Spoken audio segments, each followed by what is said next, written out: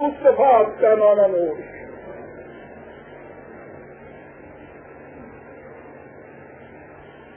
حوصلہ و سرسبیل کا پیمانہ بھی لیتا ہے تو براہ راست مصطفیٰ صلی اللہ علیہ وسلم کے ہاتھوں سے لیتا ہے، اور اسی کیفیت پھر یہ ہو جاتی ہے کہ دار اندر سینہ تکبیر امم، قومیں کس طرح سے عروج پہ چڑھتی ہیں وہ اس راز کو جانتا ہے. پھر در جبین عروج اس کے ماتھے کی شکنوں کے اندر تکبیر امم، قوموں کی تکبیریں اس کی ماتھے کی شکنوں کے اندر لکھی ہوئی ہوتی ہیں. در جہان بے بدا پورا سراف، مرد پورا از مقامات حیات. یہ بے ثبات دنیا کے اندر ثبات خود کو حاصل ہوتا ہے. جسے موت کہتے ہیں وہ اس کے نزدیک زندگی کی ایک منزل ہوتی ہے، وہ تو مرتا ہی نہیں ہے. انہوں نے اپنی کتاب جاوید نامہ میں یہ نئی نسل جو آنے والی ہے اس کو مخاطب کر کے نام تو لیا ہے جاوید کا، لیکن اصل چیز جو ہے نئی نسل جو ہے اس کو پیغام دیا ہے اور کہا ہے کہ لا الہ کو تم کہتے لا الہ گوئی دبو از روئے جان. یہ کہتے ہو تو زبان سے نہ دو لفظ ادا کرو، جان کی گہرائیوں سے ان کو بھارو. لا الہ تاز اندامے تو آئے ہوئے جان، تاکہ تمہارے جسم سے جان کی خوشبو آنے لگ جائے. عید دوہر کے لا الہ گفتار میں، ارے یہ لفظ جو دو ہے یہ محض بات نہیں ہے، گفتار نہیں ہے. لا الہ جز تیرے بے زنہار میں، یہ تو ایسی تلوار ہے جس سے پناہ ہی نہیں دنیا میں کہیں کسی کو مل سکتی. ریسن کا سوز وہ قہاریت، اس کے سوز کے ساتھ زندہ رہنا یہ قہاری ہے دنیا کے اندر. لا الہ ضرب تو ضرب کاریت.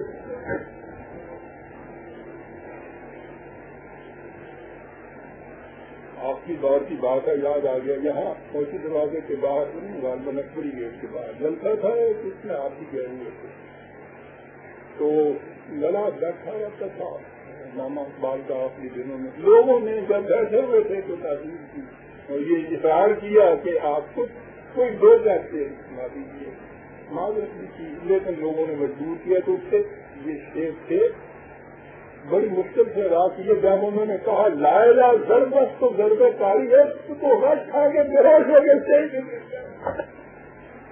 اسے پتا تھا کہ لا الہ ضربت تو ضرب کاری ہے.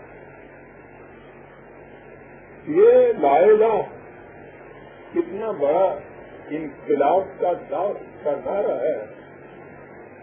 ہماری تاریخ میں ایک واقعہ آتا ہے، اس سے پتہ چلتا ہے کہ وہ لوگ خوب سمجھے تھے کہ یہ لا الہ ضربت تو ضرب کاری ہے.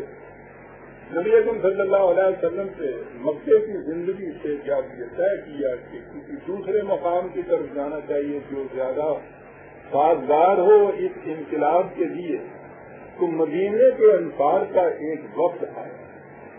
انہوں نے آ کے کہا کہ آپ وہاں تشریف لے کریے، وہاں کی فضا سازگار ہے.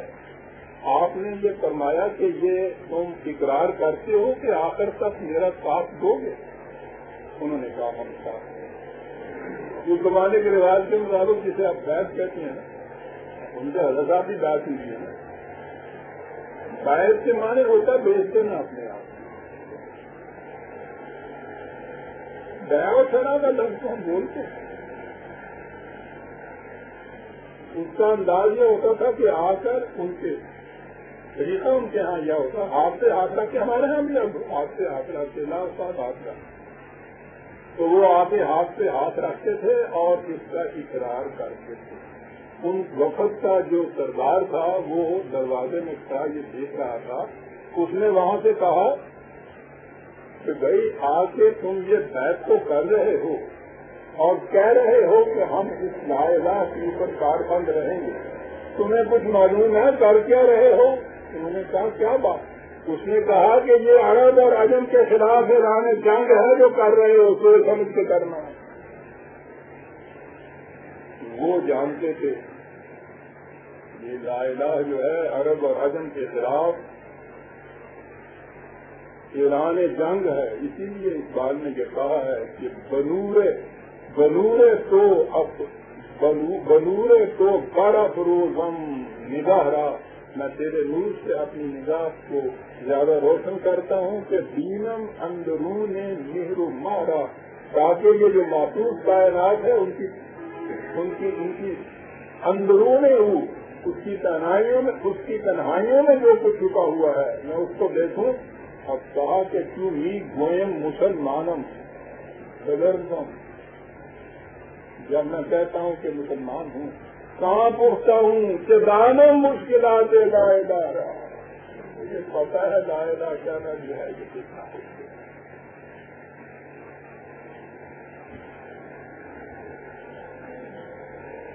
لا الہ کے معنی ہوئے کہ میں کسی کا اقتدار نہیں مانتا، تو کس سے تو عزیزہ نے مانا انارکی پھیل جائے. انسان کی تمدنی زندگی کا تقاضا ہے ایک نظام ہو، اس نظام میں کچھ پابندیاں ہوتی ہیں، کچھ پابندیاں ہیں. آج کی اصطلاح میں یا دنیا کی اصطلاح میں عام طور پر اسے حکومت کہا جاتا ہے. یعنی کوئی ایسا نظام ہونا چاہیے کہ جس کی عائد کردہ پابندیوں کے تابع انسان زندگی بسر کرے. لا الہ جو ہے اس سے تو یہی ہوا کہ کوئی صاحب اقتدار نہیں ہے. قرآن یہاں تو نہیں چھوڑ، اور یہی آپ کے کرنے کے آخری دو لفظ آگے، پہلے لا الہ اور اس کے بعد اللہ. صاحب اقتدار صرف ایک ہے اور وہ اللہ ہے. لا الہ ساری دنیا کے ارباب اقتدار کی نفی، کوئی بھی اقتدار اختیار نہیں رکھتا، لیکن ہے ایک صاحب اقتدار اور وہ ہے اللہ. یہ ہے عزیزان من آپ کا یہ پہلا فارمولہ جو ہے لا الہ الا اللہ. لا الہ خدا کے سوا ہر صاحب اقتدار کی نفی اور الا اللہ کے اثبات کہ ہاں ہے ایک ایسا. اور یہ ہے وہ امام. اس لیے اقبال نے کہا کہ در مقام لا نیا قائد حیات، صرف لا جو ہے زندگی اس سے ہی مطمئن نہیں ہو سکتی. یہ تو نفی ہے. سورہ اللہ میں سلامت کائنات، ہر خزان کے جس میں ہر پتا جھڑ جاتا ہے اس کے بعد ایک نئی بہار آتی ہے. لاؤ اللہ ساد و برگے امتاں، نفی بے اسبات مرگے امتاں. لا کے ساتھ اللہ بڑا ضروری ہے. خالی لا الہ رہے گا تو یاد رکھیے یہ موت ہو جاتی ہے قوموں کی.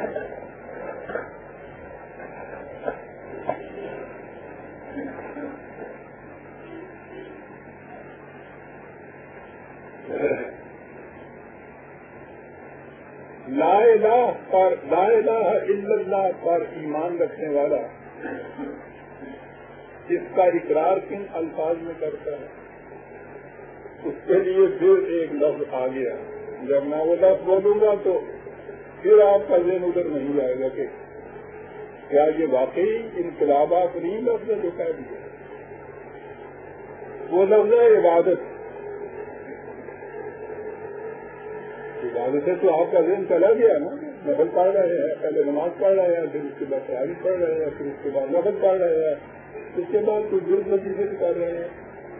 کہ وہ حضرت صاحب ساری رات عبادت میں مصروف رہتے تھے تو نفل پڑھنے والی بات ہے.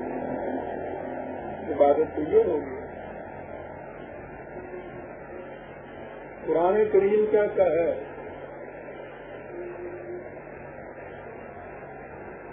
کہ یہ لفظ جو ہے عربی زبان کا عین جے دال کا عبد، تو عبد کے معنی تو آپ نے سمجھ لیے نا، غلام کو کہتے ہیں. عبادت کے معنی غلامی اختیار کرنا، معصومیت اختیار کرنا. عبدیت کہتے ہیں اس کو. عبادت کے معنی معصومیت اختیار کرنا. کس کی؟ وہ جو اللہ علی کا ہوتا ہے. خدا کے سوا کوئی شاید اقتدار